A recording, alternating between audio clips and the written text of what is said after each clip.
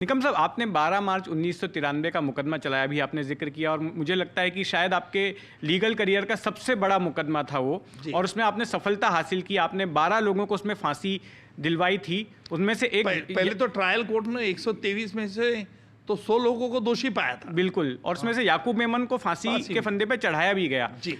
उस पूरे ट्रायल से जुड़ा कोई एक ऐसा किस्सा, क्योंकि आप शुरुआत से जुड़े रहे, जो आपको आज भी याद हो और आपको लगता है कि देखिए, मुझे एक याद जरूर है। ये 12 मार्च को हमने पहले तो इन्वेस्टिगेशन बम्बई पुलिस का था, फिर बाद में चार्जशीट फाइल करने के बाद सीबीआई उसमें आ गई। तो मुझे लगा कि जब एक संजय दत्त को जब कोर्ट ने सजा फरमाई थी, कोर्ट ने कहा कि यू आर गिल्टी और आपको इतनी साल की सजा हुई है, तो संजय दत्त तो जमानत में थे, वो घबरा गए। सर सर सर मुझे क्यों सजा, मुझे क्यों सजा। He lost his consciousness. और मुझे लगा कि इस तरह से उनकी बॉडी लैंग्वेज भी हिलने लगी। मुझे लगा कि इनको सदमा पहुंच सकता है, क्योंकि वो जमानत पे थे और कोर्ट ने कहा कि इनको कस्टडी में ले लो। तो ये सह नहीं पा रहे थे। He was not in a position to tolerate that wording. तो थोड़ा सा शेक हो गए। तो मैंने मेरा विटनेस, वो जहाँ खड़े थे विटनेस बॉक्स में खड़े थे, कोर्ट ने जब उनको सजा दी, मैं भी था वहाँ पर। हाँ, तो मैं भी नज़दीक था। हाँ। तो आपको याद हो गए, तो मैंने एक बात उसको बोली। जो बात बोली उससे वो तो एकदम साइलेंट हो गए। और फिर वो चले गए। क्या बात बोली आपने? हाँ, मीडिया ने यही सवाल किया था, क्या बात बोली। हाँ, आपने क्या कहा था? अरे भाई, ऐसा तो सभी बात तो बता दीजिए, इतने साल बीत गए और 2006-7 में फैसला आया था। चलो ठीक है, हम जितेंद्र जी को बता देते हैं। जितेंद्र हमारे पुराने दोस्त जी हैं। जी जी। हमने संजय को यही बताया, संजय ऐसा मत कर, सब मीडिया वाले देख रहे हैं, तुम एक्टर हो, अगर तुम इस सेंटेंस से डरे हुए ऐसा लगा तो क्या लोग तुमको भी दोषी समझेंगे, तुमको अपील का भी चांस है।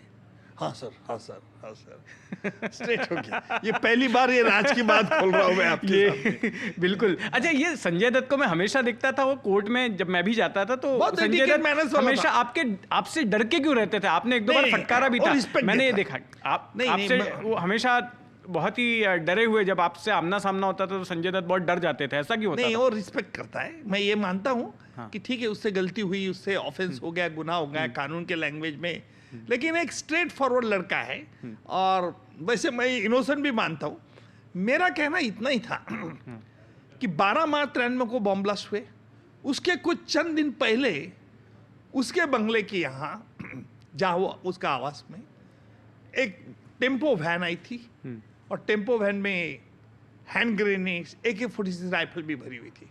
संजय ने उसमें 2-3 निकाल लिए, कुछ हैंड ग्रेनेड्स रख लिए, फिर वापस अबू सालेम लेके आया था। फिर वापस उसने अबू सालेम को दी, सिर्फ एक AK-46 राइफल अपने पास रख ली। अगर ये घटना संजय अगर पुलिस को इन्फॉर्म कर देता पहला, तो 12 मार्च 93 को बॉम्ब ब्लास्ट ही नहीं होता, पुलिस उनको सबको गिरते। उसकी ये ज़्यादा गलती थी, इसलिए मैंने उसको प्रोबेशन ऑफेंडर्स एक्ट में, जब उसकी कयूम से उसने जब पिस्तौल लिया था, तब उसको सजा हुई, तो उसके वकील का कहना यही था कि भाई ये ऑफेंस है। मतलब साहब, ये इतना नॉर्मल ऑफेंस मत देखिए। AK-46 राइफल सिर्फ आपके पास पजेस करना, ये एक मामला है, उसने नहीं चलाई कहीं, मैं मानता हूँ, लेकिन वो प्रोहिबिटेड वेपन होता। लेकिन उसके पहले उसके आवाज़ की यहाँ जो आई थी टेम्पो वैन, अगर पुलिस को बताता था तो ये अवॉइड कर सकते थे।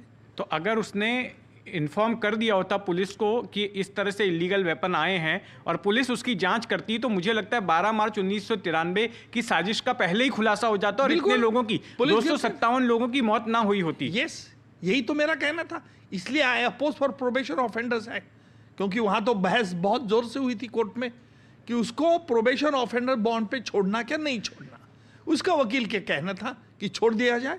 उसने सिर्फ AK-46 रखी है, उसने कहीं इस्तेमाल नहीं किया। पहला गुना है कयूम जो दाऊद इब्राहिम का राइट हैंड, उसके पास से जो पिस्तौल रखा था। लेकिन अभी वो बात छोड़ दीजिए, मैं कह रहा हूँ कि वो संजय इनोसेंट था। इनोसेंट इन द सेंस, उसका चेहरे पे उसको नाम मालूम था, एक उसको वेपन का अट्रैक्शन था, इसके लिए वही। अभी भी कभी मिलता था, बीच में मुझे मिला था, तो बहुत रिस्पेक्ट से मुझे बातचीत करता था। कभी कोई जिन लोगों अभियुक्त को मैंने सजा मेरे हाथ से हुई है, मेरे हाथ से मैंने केसेस चलाई है, उसमें कोई अभियुक्त ने पर्सनल मुझसे एनमिटी नहीं रखी, क्योंकि मैं बातचीत करता था उनसे। देखो भाई तूने गलत काम किया है तो गलत काम कानून के मुताबिक तो तुझे होगा।